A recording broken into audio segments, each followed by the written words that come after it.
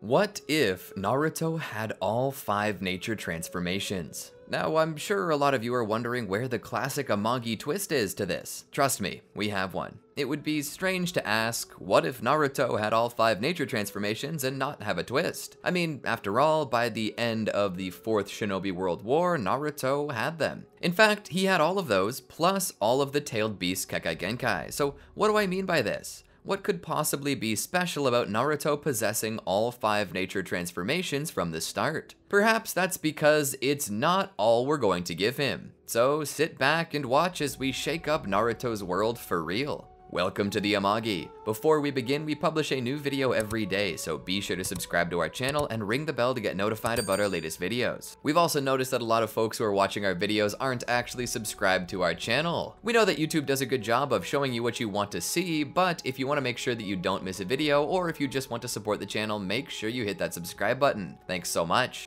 The Amagi's reach stretches beyond just this channel, so if you're a fan of us, please consider subscribing to our other channels and following us on all of our social media. Help us reach our goal of passing 100,000 followers on all of our accounts by the end of the year. Naruto Uzumaki, son of the 4th Hokage and the last Jinchuriki of the Nine Tails, stood on his balcony overlooking the village. The sun was rising in the east, same as it always did. Now, Naruto normally liked to sleep an extra hour before heading to the academy, but not today. Today, Naruto was excited. He had passed his final exams with flying colors and now would be assigned to a new team. He made his way down to the streets. He was a little nervous, but he was excited all the same.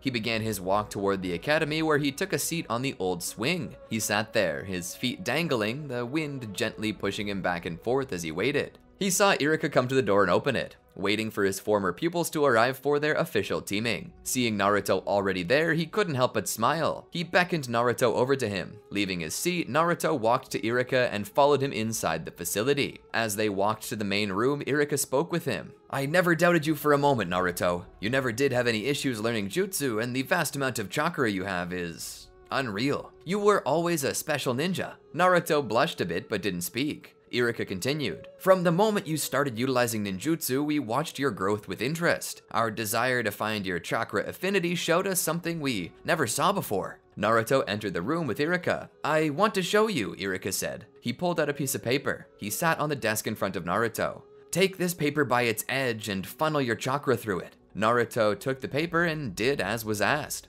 Suddenly, in the span of a few seconds, the paper changed. First, it grew damp before wrinkling and splitting in two. At this point, the paper began to turn to dust and crumble away. As the paper fell to the surface of the desk, it suddenly burst into flames. Naruto didn't really seem to understand what this meant. Iruka began to explain. "When a shinobi is under training, it's common to utilize chakra litmus paper. When this paper is exposed to a person's chakra, its reaction defaults to that of the person's chakra affinity. Whatever their natural affinity is depends on how the paper reacts. It'll either turn damp or crumble to dust or set ablaze to ash. Maybe it'll set ablaze itself or merely wrinkle. In the history of Konoha, it has never been recorded that the paper did all of these things, and it has left Konoha wondering what's so different about you."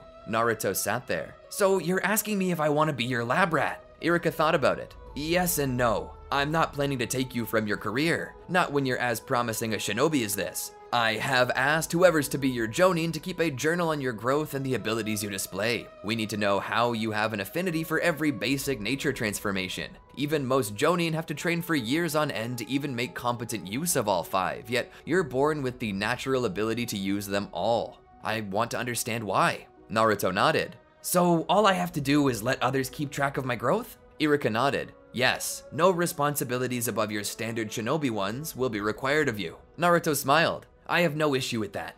Iruka smiled. From that point, he and Naruto waited as more and more former pupils, now official genin, began to file into the room to take a seat. Among these were Sakura Haruno and Sasuke Uchiha. Naruto and Sasuke had quite the rivalry. You see, Sasuke was the last Uchiha, and he was obsessed with growing strong enough to kill his brother. He didn't have much interest in training with anyone since he was already on a totally different level, but Naruto he trained with. Naruto was the only one who could keep up with him and offer a challenge, so the two tended to spar quite a bit. No matter what Sasuke did though, Naruto was capable of countering it with any jutsu style he had, sort of like a Pokemon battle. "Oh, what's that? You're using fire release? Well, I'll use water release since it's super effective." Despite his natural prodigious talent and his high battle IQ, his actual IQ was pretty low. To that end, he was slower on the uptake of non-jutsu related materials, which led to him getting held back for a while, but that didn't leave Naruto as any less a formidable shinobi. In the moment, Naruto was dependable and reliable. Sasuke took his seat nearby.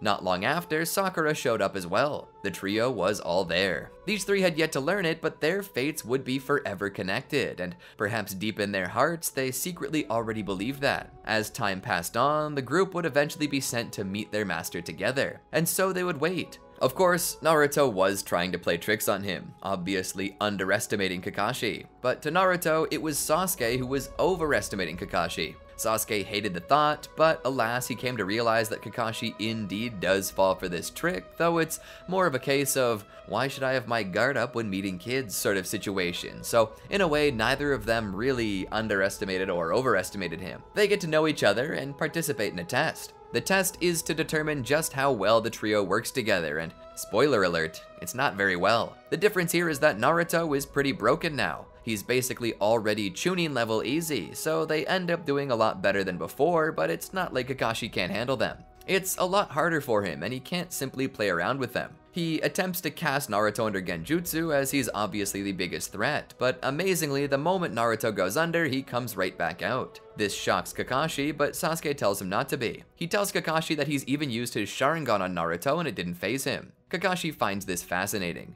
It seems that not only does Naruto have a natural affinity for the 5 basic nature transformations, but he appears to have an affinity for both yin release and yang release, which is how he's managed to fend off the effects of this Genjutsu Kakashi just attempted to cast. In the end, nobody gets the bells, but Kakashi passes them anyway because he's such a swell guy. He then proceeds to write this discovery down in the book Iruka had given him. After this, he begins to prepare his team for the Land of Waves mission, as Naruto's constant whining has caught the ears of Hiruzen. So the team, along with their charge, leaves Konoha and begins their long trek back to the old fishing village with the Master Builder. The Demon Brothers seem to pop up out of nowhere, but light work is made of them by Sasuke and Naruto, the latter of which does not freeze as he has a good amount of confidence in his skills. Together, Sasuke and Naruto defeat the Demon Brothers, but Zabuza Momochi is a different story. He's not someone who can easily be defeated by them, and so Kakashi has to step in. But when he's captured, it's up to Sasuke and Naruto to defeat Zabuza and free him.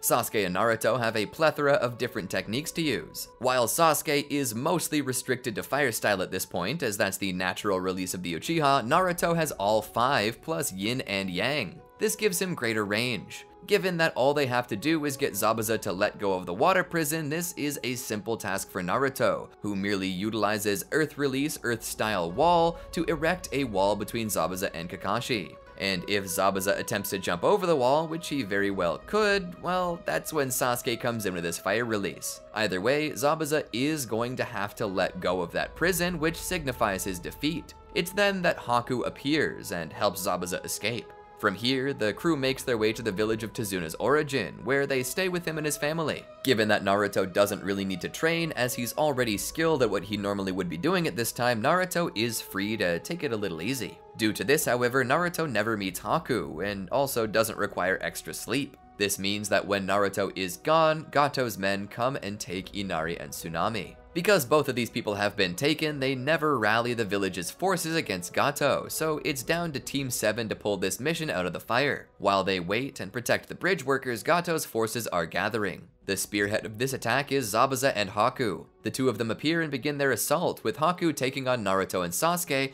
and Zabuza taking on Kakashi. For Zabuza and Kakashi, this mostly stays the same. For Naruto and Sasuke, things change a little. The demonic mirroring ice crystals technique goes up, and Sasuke finds himself unable to melt the mirrors with his fire style. Naruto, on the other hand, manages to actually do some damage to the mirrors with his own fire style that's packed to the brim with chakra, more than even Sasuke can manifest. With it, they manage to escape the ice crystals. Haku isn't just going to let them go though, so he appears out of nowhere, checking Senbon. Sasuke sees this with the benefit of his Sharingan and pushes Naruto out of the way, taking a Senbon to his calf muscle on his leg.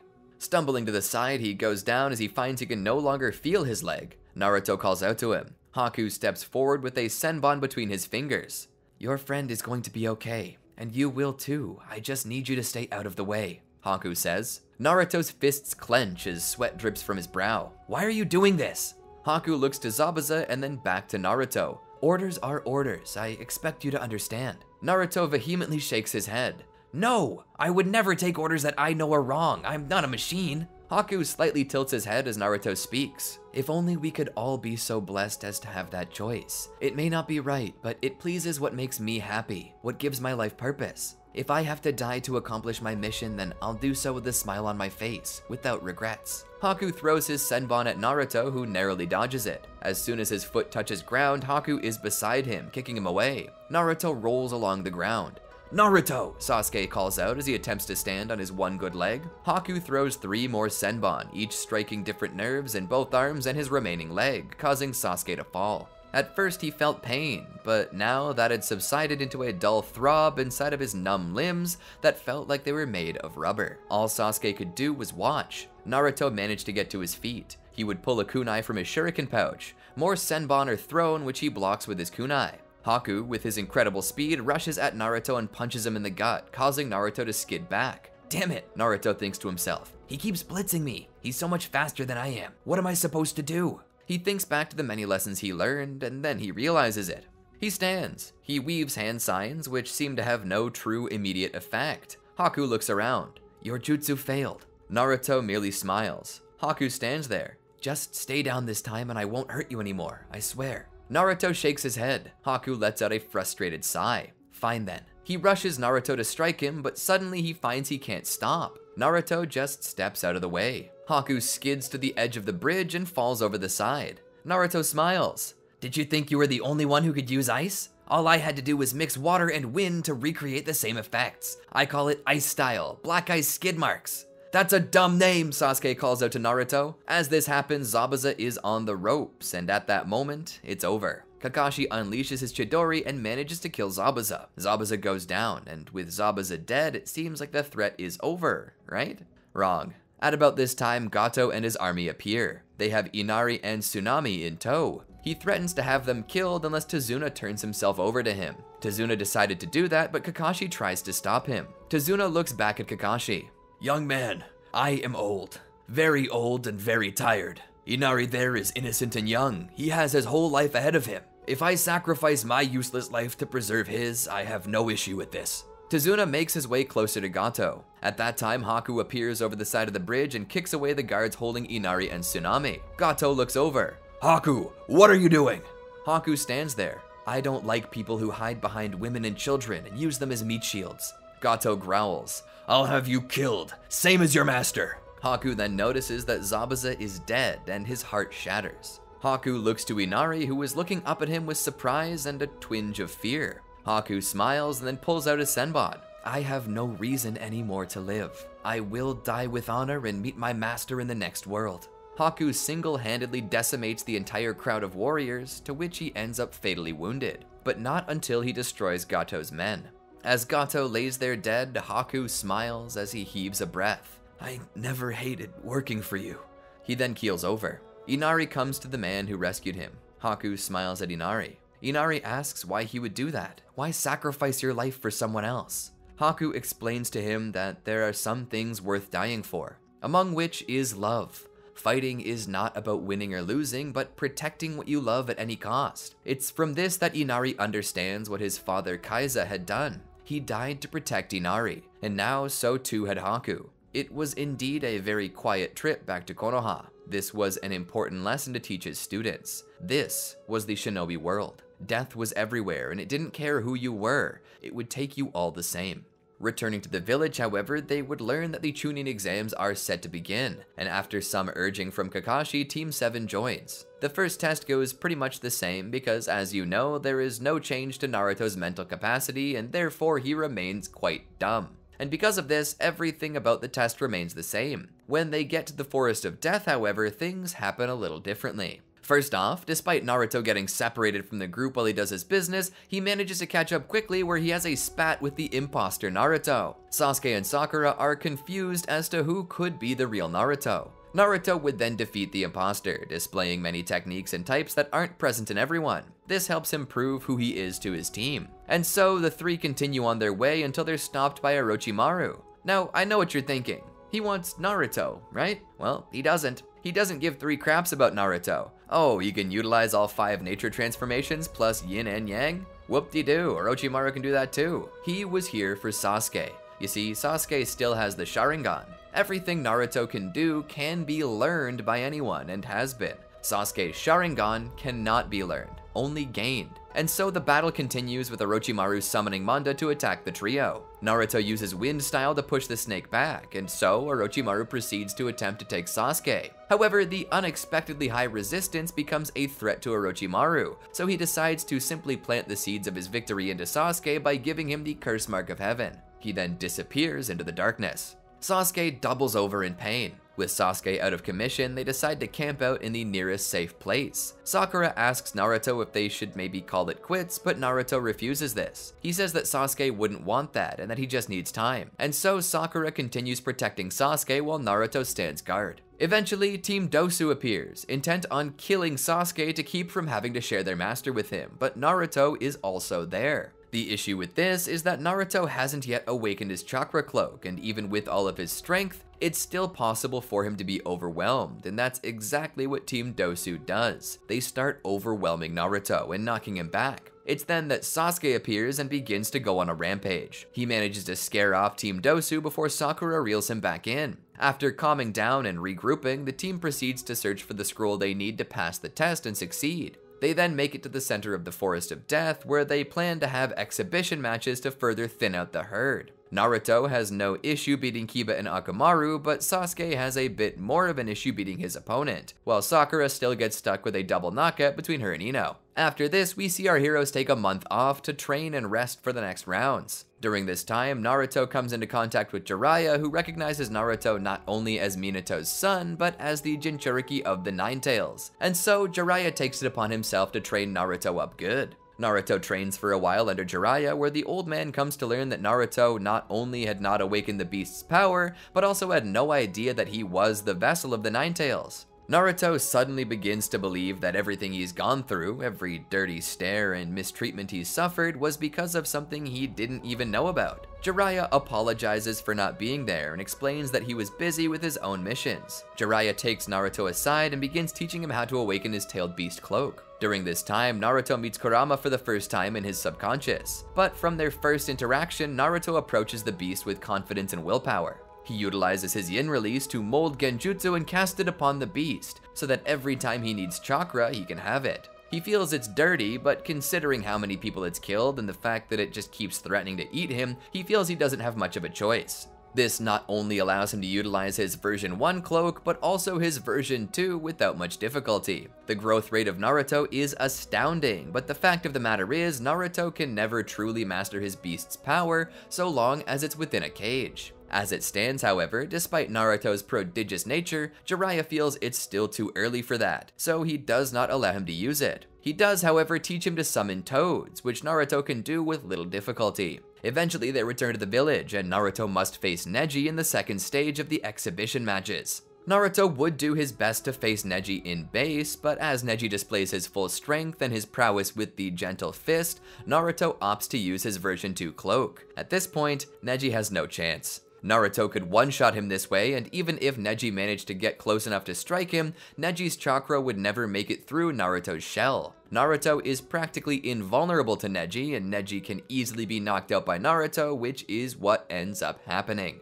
Then, Sasuke, better late than never, shows up after his own stint of training. He must face Gaara, and at first, Gaara seems to be handling himself quite well, but Sasuke manages to use his newly learned technique, the Chidori. Sasuke rushes forward with his hand out and pierces into Gaara's shoulder, which causes the poor boy to have a mental breakdown. Gaara leaves the stadium and Sasuke follows him. All the while, Kabuto launches a genjutsu on the stadium as Orochimaru and Hiruzen begin their battle. The Konoha Crush has begun. However, Naruto quickly stirs from the genjutsu at about the same time as Sasuke due to his mastery over yin release. He gets up and follows after Sasuke, arriving fast enough to save him. When Gaara takes on a partial beast transformation, Naruto takes his version 2 form and begins to wail on him. He forces Gaara to put himself to sleep and awakens Shukaku. Naruto, in his version 2 form, does battle with the beast, and despite his smaller size, he displays power equal to, if not greater than Shukaku's.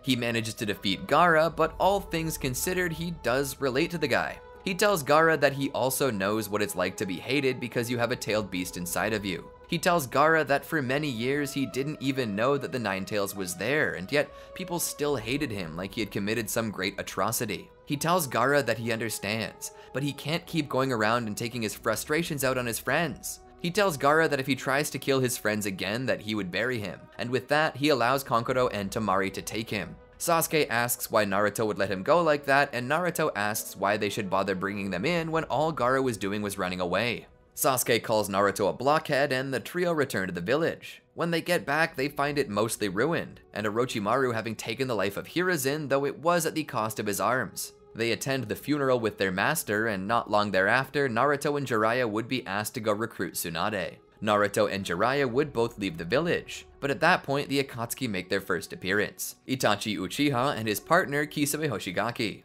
The two interrogate Kakashi and place him under Genjutsu and proceed to pursue Naruto. Sasuke, however, learns about this and chases them down to confront his brother. Eventually, the Akatsuki catch up with Naruto, and Jiraiya catches on quickly enough to defend him. Sasuke shows up, but during his fight with Itachi, gets his wrist broken and cast under Tsukiyomi. Might Guy shows up to save the day, the combined might of Jiraiya and Guy being enough to drive Kisame and Itachi off. Might Guy brings the unconscious Sasuke with him back to Konoha as Naruto and Jiraiya continue on their way. Jiraiya leads Naruto to the settlement where Tsunade lives to try and bring her back with him to the village, but she refuses, stating that she doesn't want to be Hokage. As it's revealed later, Tsunade had been contacted by Orochimaru, who had asked her to heal his arms. Jiraiya warns her against this, telling her that if she joins Orochimaru, he'll have to kill her. Regardless, Tsunade goes to meet with Orochimaru. She plans to actually kill him, but instead fails and a battle breaks out to which Jiraiya and Naruto join in.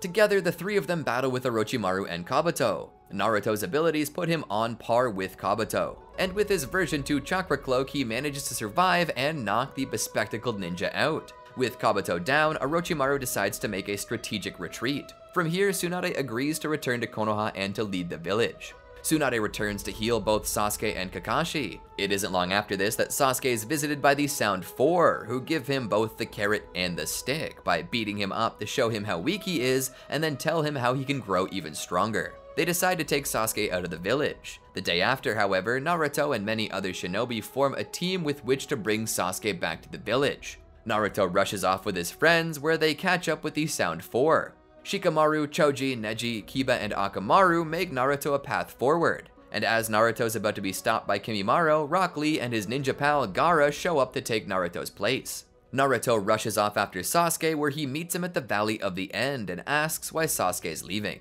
Sasuke says he won't grow stronger in Konoha and that Naruto wouldn't understand. This leads to a battle between the two. And though Sasuke has indeed grown stronger, he hasn't grown quite strong enough to handle Naruto in his version 2 tailed beast cloak. Naruto manages to knock Sasuke out. He stands above him and drags him to shore. It isn't much longer thereafter that Kakashi appears and secures the two. Kakashi then brings them back to Konoha with him, where Sasuke is once more admitted to the hospital, as is most of the Sasuke recovery squad. You can be sure that Sasuke gets chewed out by Kakashi, but the real worst of it comes when Tsunade shows up. She steps into the room. Even after everything I did in curing you of that genjutsu, you were intent to leave the village and join Orochimaru? Naruto tries to plead Sasuke's case. It's not like that, Granny Hokage. He was just trying to grow stronger and avenge his clan. Tsunade scoffs. Regardless, what he did was treason, attempting to leave this village and defect to a terrorist state standing in opposition to Konoha. If you were older, I would have you executed or at least thrown in prison for the rest of your natural life.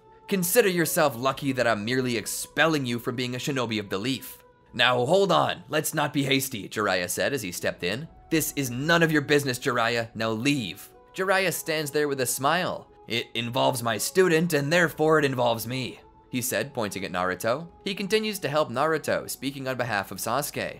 I know what he did was bad, Tsunade, but he's just a kid. He's just trying to get stronger. Jiraiya steps closer. I say we don't strip him of his role as shinobi. Instead, let him train with both me and Naruto. If he wants to grow stronger so badly, then let him come with me and I'll make him the strongest he can possibly be. Tsunade thinks about this for a time and then nods. Alright, fine. But if he screws up like this again, his head will roll. She made her way to the door and looked back. And that's not a joke. From there, Jiraiya, Naruto, and Sasuke left to train. Traveling back to Jiraiya's home, Jiraiya began to teach them. For what I plan to teach you, it's best to start at the basics. The Rasengan is a technique that takes incredible stamina and chakra control. If you can master it, then you'll be able to move on to the next step. He presented them with water balloons. Let's break this step into sub-steps though. Jiraiya began to demonstrate the Rasengan. This was incredibly hard for Sasuke to learn, even with the Sharingan. Jiraiya explained to him why that was and what he was doing wrong. Together, Naruto and Sasuke began to make progress. Sasuke would speak. This technique is very similar to Kakashi's Chidori. However, it doesn't collapse in on itself. Jiraiya is curious as to what the Chidori is. When Sasuke displays it for him, Jiraiya mentions that it seems Kakashi attempted to add a nature transformation to this. He tells them that this technique was developed by the 4th Hokage, Minato Namikaze, who envisioned that its completed form would possess a nature transformation. Naruto would ask if they could try adding in nature transformations, and Jiraiya told them to knock themselves out. And so, while Sasuke tried and failed, Naruto had resounding success. He managed to create the Rasen Shuriken by adding wind style to it. As time passed, Jiraiya began to teach them to utilize Sage Mode. When this was learned, Naruto began to utilize it as well, along with his nature transformations and Rasengan. When he did, he discovered something incredible. Naruto would invite Sasuke and Jiraiya to watch him. They both watched intently. Naruto held out his hand and began to form a Rasengan, but he didn't add just one nature transformation, he added every nature transformation to it that he could. Fire, water, earth, wind, lightning, yin, and yang.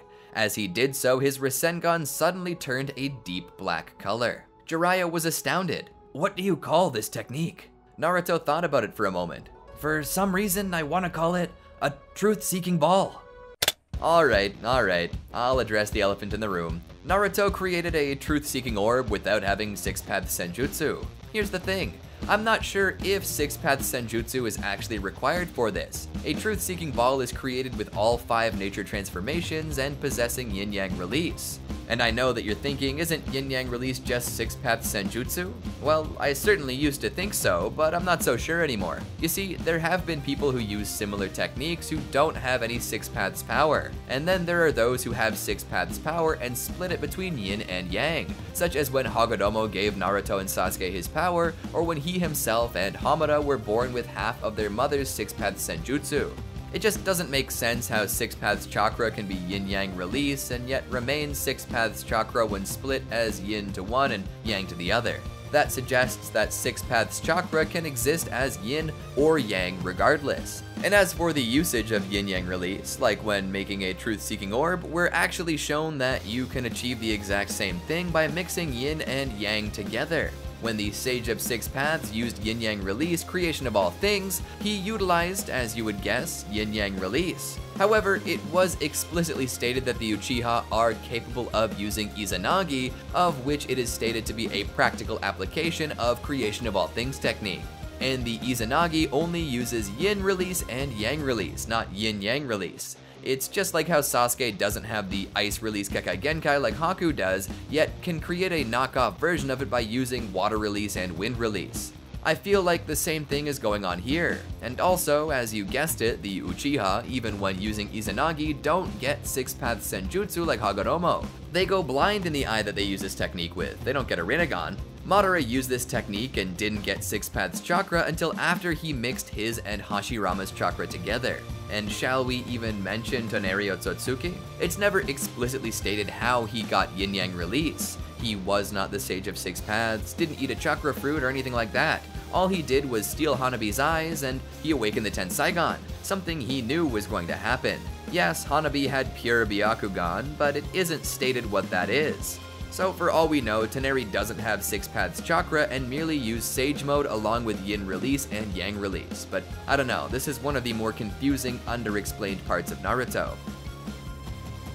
Jiraiya sat at his study and read through books. He looked up from his desk for but a small moment and peeked out the window at Naruto and Sasuke, who both were in the yard, continuing their training, doing their own thing. He'd given them free reign at some points of the day to practice whatever sort of thing they wanted. Right now, Naruto was trying to teach Sasuke how to make this Truth Seeker orb. Sasuke was frustrated with every attempt to do so blowing up in his face. Naruto had eventually decided to take a moment to teach him how to control each individual nature transformation. Given that Sasuke was an Uchiha, he naturally had skill with Yin release, so Naruto was attempting to help him learn to control Yang release, as he felt it was an important step in learning this technique. But what was this technique truly? What was this Truth Seeker Orb? How did it work? He was reading through book after book, trying to find any instance where anything similar had ever been noted. In one book, he found reference to the Yata Mirror, which was said to have been endowed with all nature transformations. He read about the mirror further and found that it had been believed to be one of the many treasures of the Sage of Six Paths, a weapon to which he granted power like unto his own.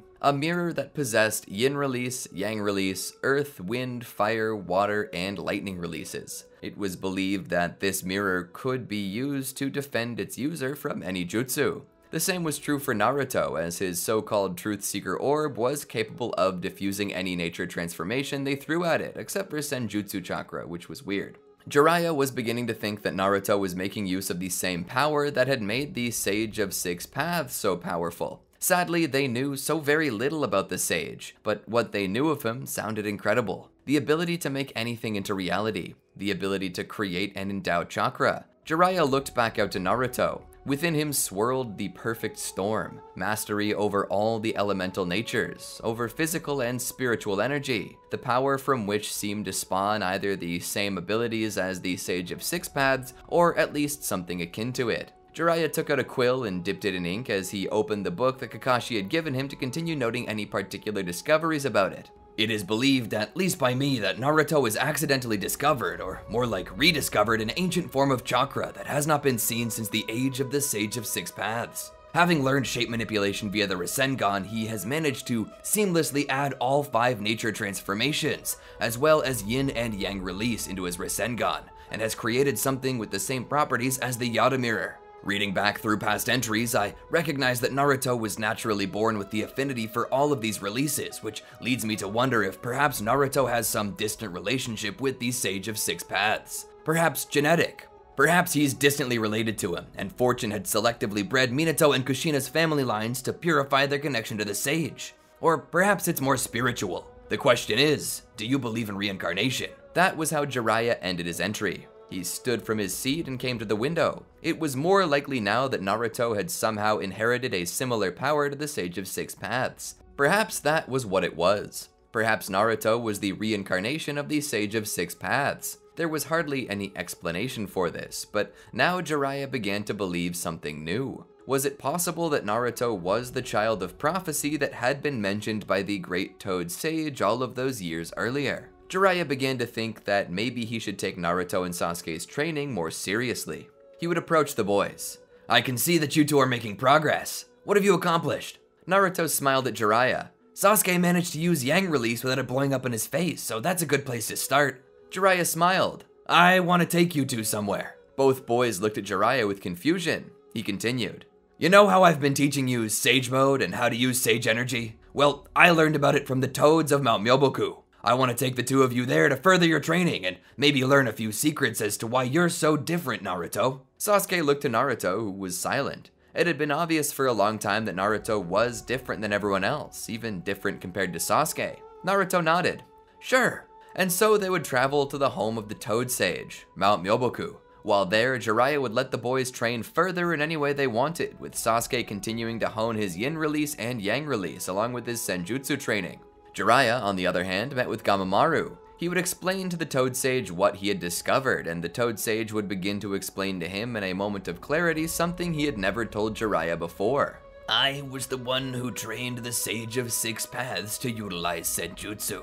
Jiraiya was astounded. He had known that Gamamaru had been around long enough to know the Sage, and that he had been teaching Senjutsu to people for about as long, but he hadn't realized that Gamamaru had known the Sage personally. Gamamaru continued. "When I met the young man, he was perhaps twice Naruto's age. He and his brother, Hamura, sought training from me, and I obliged happily. During that time, I came to learn of his usage of Six-Path Senjutsu. He had managed to mix Yin release and Yang release into Yin-Yang release in a way not too unlike Naruto. For all intents and purposes, the two are very similar, yet very different.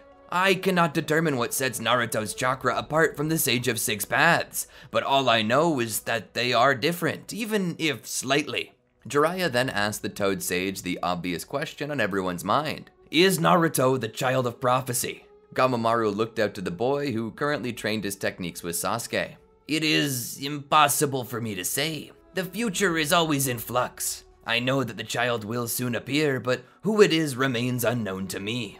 From this point, they let Naruto and Sasuke continue to train for as long as they desired. The two boys continued to grow in every capacity, from strength to intelligence to age and size. After about 2.5 years, Jiraiya felt that they had learned from him everything they needed to know, and so he brought them back to Konoha. There, they would meet up with Sakura and Kakashi, both of which had been training quite a bit themselves to increase their own potential. Jiraiya would personally return the book to Kakashi and explain to him what had happened. Kakashi took the words to heart and continued to train with his team. All the while, Jiraiya would be called to Tsunade's office where the two of them would go over the presence of the Akatsuki and their actions. Tsunade would decide it best to send Jiraiya back into the field to investigate, all while Naruto and Sasuke continued to train with Kakashi and Sakura. The strength and growth of his students had surprised him. Kakashi was truly proud of the shinobi they were becoming, but time continues to pass, and the Akatsuki begin making bolder and grander moves, one of which is kidnapping Gaara. And so, Team 7, along with Team Guy, went to save him. They walk into the Hidden Sand village to inquire about Gaara and the Akatsuki's location in the hopes of helping secure him. They then find Kankuro, who had been severely wounded and poisoned by Sasori. Not even the greatest doctors of Suna can heal him, yet Sakura steps right up to bat and easily saves his life, which startles Sasuke and Naruto, who had no idea that she was capable of such a feat. Temari and Kankuro would point them to a certain location in the desert and would tell them that the Akatsuki were hiding somewhere near there. To that end, they send a powerful warrior and loyal friend of the village, Chiyo, along with them to save Gaara. Team 7 then head out on their way. As they walk, Naruto addresses the elephant in the room. So, you've been studying medical ninjutsu? Sakura nods. Yeah, I've been studying under Lady Tsunade. Sasuke looks to her. How did you get so good? I mean, yeah, I know Lady Tsunade is good, even being able to pull me out of Itachi's Tsukiyomi. But what you did just basically puts the best doctors of Suna to shame. How did you do it? She smiles a bit. It's not like it was super hard. I just had to isolate the poison, pull as much as I could from his body, and synthesize an antidote based on the properties of its chemical structure. Honestly, I'm a bit surprised that nobody else in the village could do it themselves. It seemed so elementary. Sasuke and Naruto looked at each other. Sakura continued. I decided to take a different path from you guys by learning to become a medical nin. You might think that it's an easier thing to do, but the mental capacity required was taxing, even for me. The benefits of learning from Lady Tsunade are obvious. Not only can I save lives, but I'm a more efficient combatant too, because now I know where all the vital spots are, how they work, and how to manipulate body functions to subdue my opponents. Not to mention, she's been teaching me how to increase my strength as well, and how to form the strength of 100 seal, she said, pointing to her forehead. I'm interested to see what Jiraiya taught you two, though. He taught us to use the Rasengan, which is actually a very versatile technique, but then I added my nature transformations to it and it becomes impossibly strong. Sasuke then chimed in. Besides that, he taught us how to use Senjutsu. Basically, we can take energy in from outside of ourselves and use it to our advantage. We don't get tired as fast, as we continue to take in energy from around us, meaning we expend very little of our own strength when we fight. The downside is that it takes time for us to get more Senjutsu chakra, along with the fact that we must stay still for long periods of time to charge it, which can be a pain.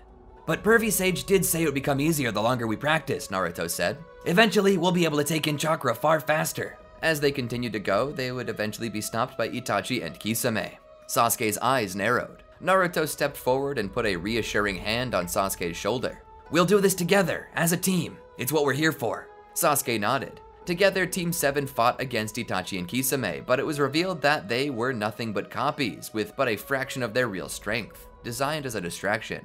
If they're trying to distract us, then it must mean we're going the right way, Sakura said. To this, Kakashi agreed, but he also reminded them that they needed to hurry, as they spent a lot of time fighting these clones, and that if they were opting to use a distraction, it meant that this had become a race against time, and whoever was fastest would be the victor. And so they picked up speed and continued on.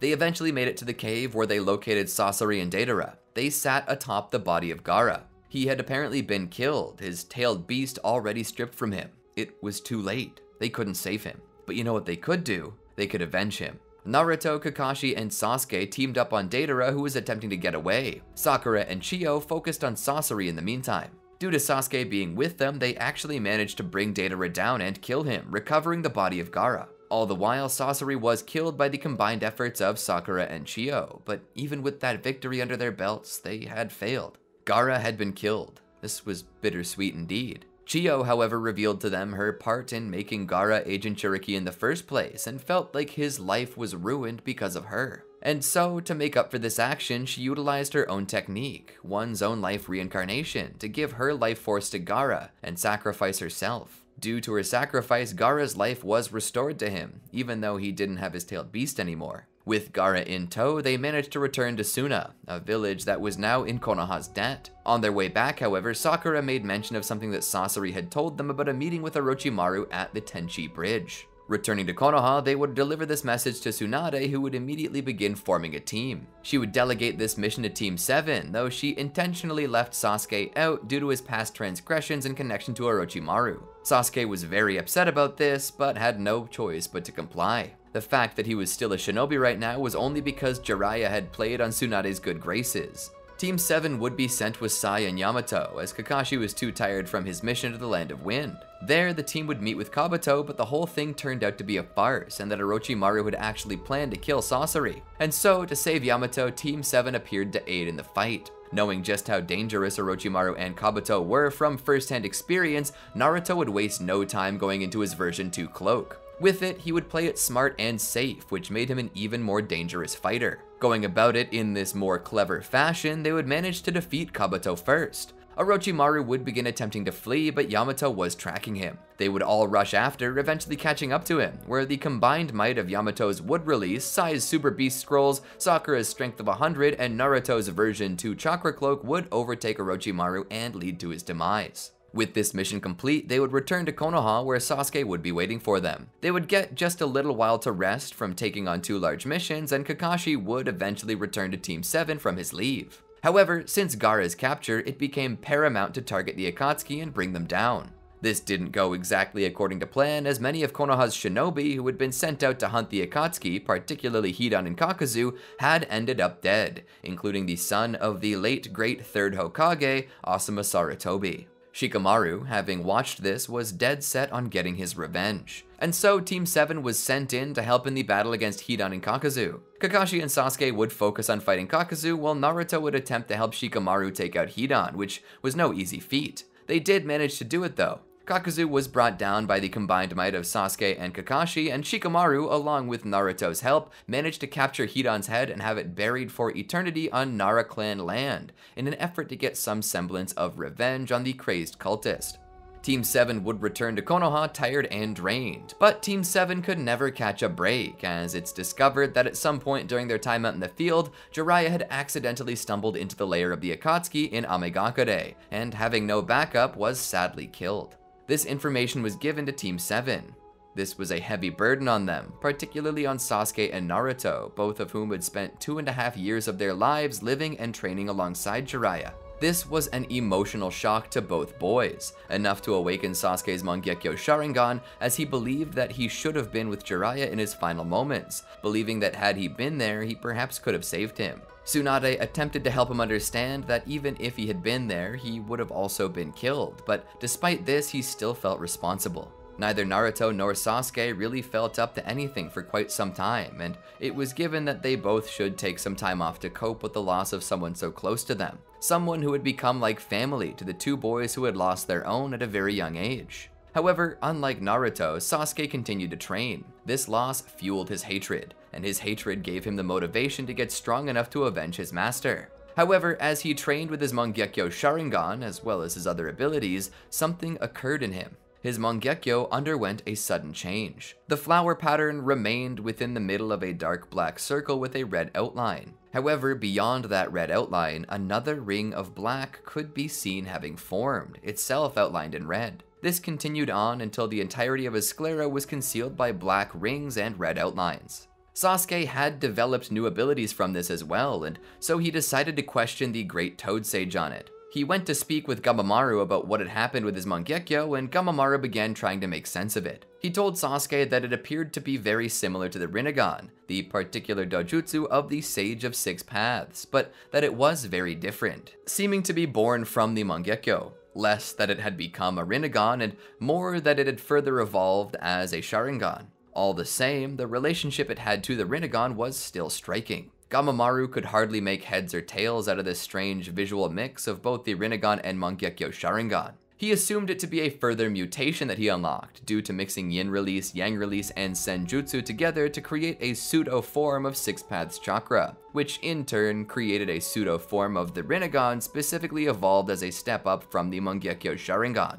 He and Sasuke continued attempting to train to see what this new dojutsu was capable of, and they came to realize that he had many new techniques. He possessed a Matarasu and Kakatsuchi in each of his eyes, as well as a Susanoo. But besides this, he also possessed a Menotechikara, though he seemed to lack any of the abilities specifically linked to the Rinnegan. Furthermore, this dojutsu, while stronger than the Mangekyo Sharingan, had an even greater toll, causing Sasuke's eyes to bleed from usage. If overused, they would go blind, though Gamamaru began to assume that if Sasuke managed to awaken the eternal Mangekyo Sharingan, that his new dojutsu would even out and stop from exacting its toll on him. With this new dojutsu having never been discovered before, Gamamaru decided to name it the Rinnetengan, the Samsara Heavenly Eye, an eye that mimics the Rinnegan, yet remains as the Mangekyo Sharingan, a heavenly eye that can see the truth of all creation. Sasuke looks into his own eyes through the reflecting pool nearby and recognizes that this may be the first time that anyone has awakened such an eye before. With it, he can protect Konoha. Sasuke eventually returns to Konoha after a brief stint spent with the Toads of Mount Myoboku.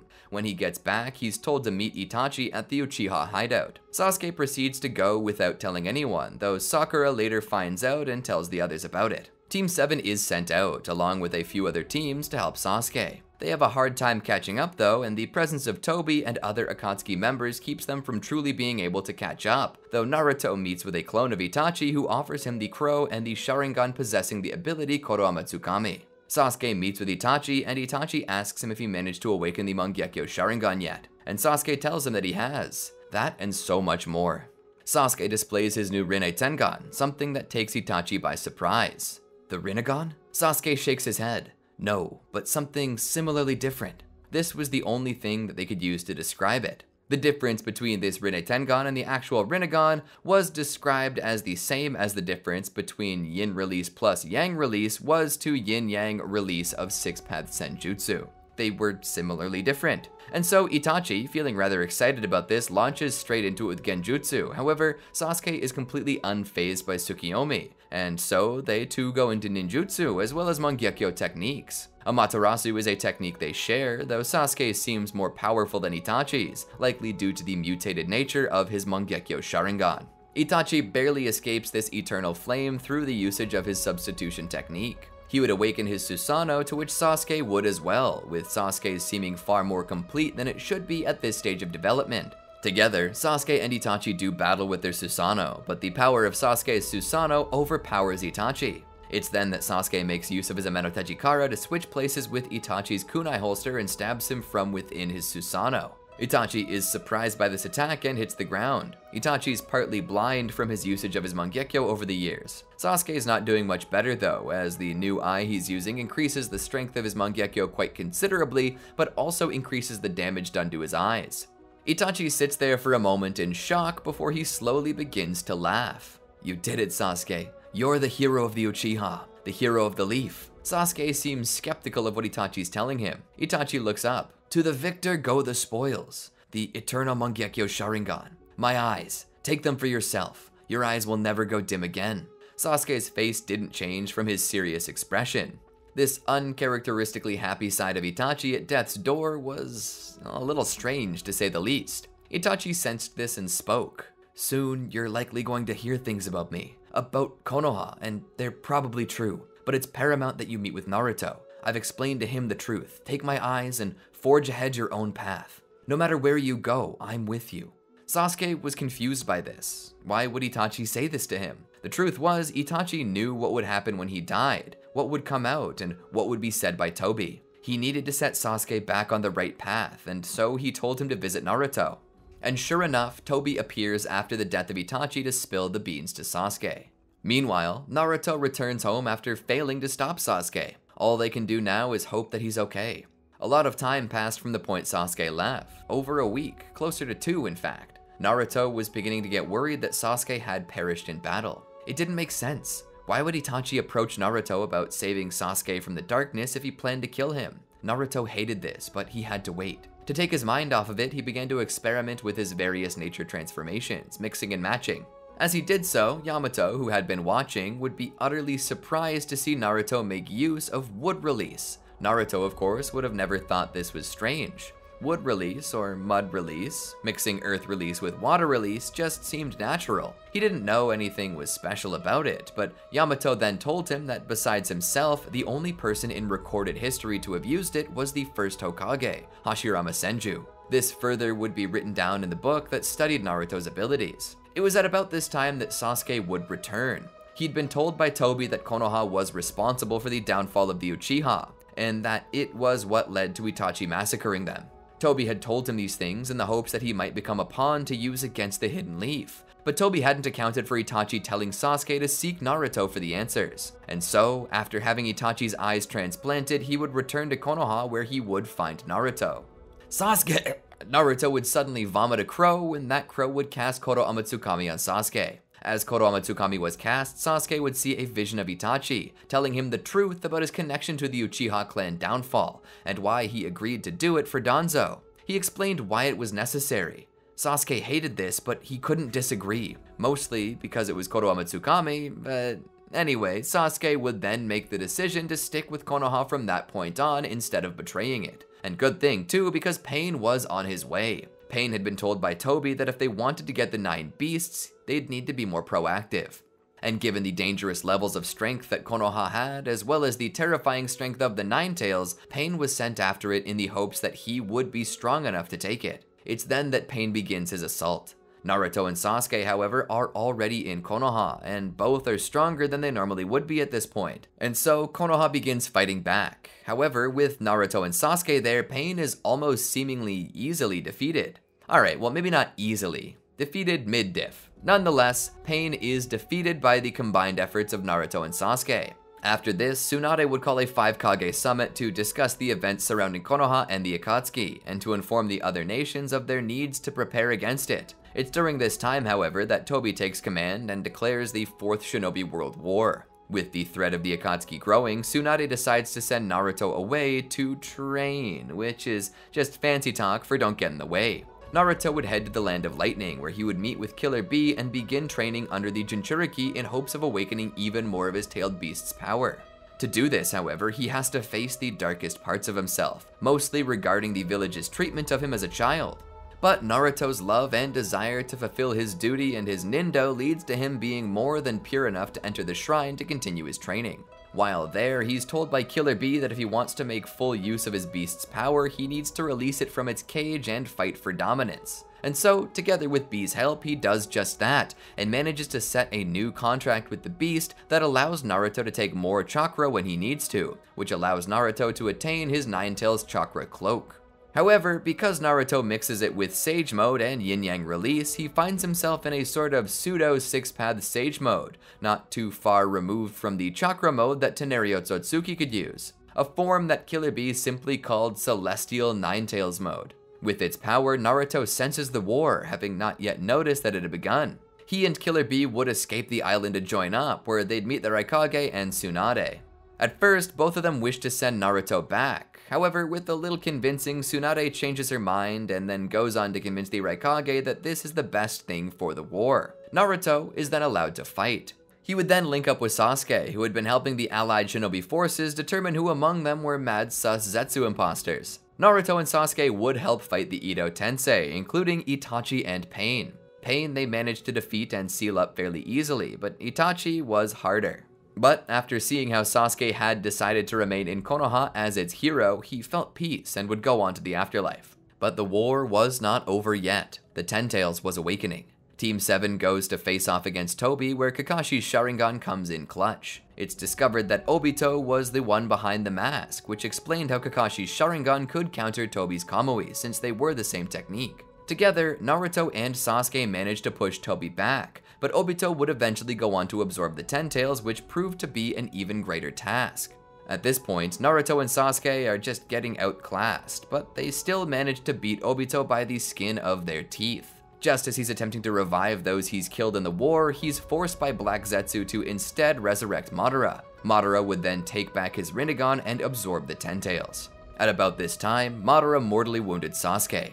He then removes the Nine Tails from Naruto, but Obito manages to take a little bit of the Ten Tails chakra from Madara and give it to Naruto. Meanwhile, Naruto and Sasuke both float in darkness, where they meet the Sage of Six Paths, who grants them each Six Paths chakra. For Sasuke, his Rinne Tengan would evolve further into a true Rinnegan, though their appearance changes only minimally, adding Tomoe around the rings. Naruto actually gains real Six Paths Sage mode. Together, they face off against Madara, but can't stop him from launching the Infinite Tsukiyomi. Despite this shortcoming, they manage to survive it alongside Kakashi and Sakura, utilizing Sasuke's Susanoo. After the light from the Infinite Tsukiyomi dissipates, the group are ready for round 2, but before it begins, Black Zetsu betrays Madara and transforms him into Kaguya. Together, Team 7 faces off against her, but her power is overwhelming. She teleports them around her dimensions quite a bit, but Naruto and Sasuke get their chance with the combined might of Team 7 and manage to seal her away with a Six Paths Chibaku Tensei. And with that, the 4th Shinobi World War comes to an end, and those trapped in the Infinite Tsukiyomi awaken. As things settle back down, Iruka begins to go over the data that had been gathered on Naruto and attempts to make heads or tails out of it. Naruto would walk into the room with him where he would run his fingers over the desks. Iruka would look up to greet Naruto. Naruto would smile as he looked around. "It certainly has been a long time since we last met here, hasn't it?" Iruka would nod solemnly. "About 5 years." Naruto thinks about it. 5 years doesn't seem that long, but all the same, a lot can happen in that time. "And yet, some things haven't changed," Iruka said. "Everything's come full circle. You've returned to this room and we're still talking about your abilities." "And what have you learned?" Naruto asked. Iruka flipped through some of the pages. "You have very similar abilities to those described of the first Hokage, and the same as those described of the Sage of Six Paths. But the reason for this, we still don't know. What's the connection?" Naruto sat on a desk. "You know, during the 4th Shinobi World War, I kissed death. And during that time, I gained true Six Paths power from the spirit of the Sage of Six Paths. He explained to me something important. He said that I was the reincarnation of his son, Ashura, and that Sasuke was Indra." Iruka added that bit of information to the book, and suddenly it made sense. "Naruto, you're the reincarnation of Hashirama Senju." Naruto thought about it. "Come to think of it, yeah, I guess I would be." Iruka was astounded. "That means you were the one who founded this village." Naruto nodded, deep in thought. "That also means Sasuke was Madara. It was strange to see him fighting Madara. After all, he was fighting himself." Iruka looked at the book and the solved mystery as to why Naruto was so different. But then, slowly, his expression began to turn a little sad. Naruto raised a brow. "What's wrong, Iruka-sensei?" Iruka sat the book down.